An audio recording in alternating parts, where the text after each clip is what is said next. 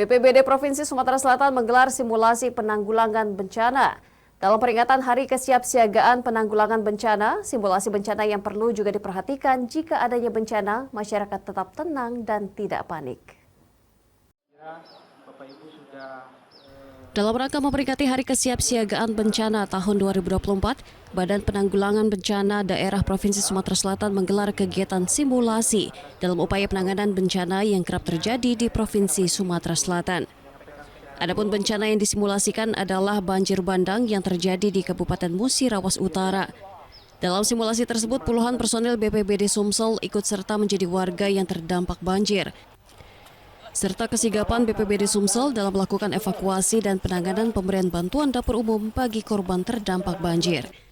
Sekretaris BPBD Sumsel Askoni mengatakan bahwa setiap tanggal 26 April merupakan hari kesiapsiagaan bencana dan hari ini BPBD Sumsel melakukan simulasi penanggulangan bencana bersama para pegawai dan petugas penanggulangan bencana di Sumatera Selatan.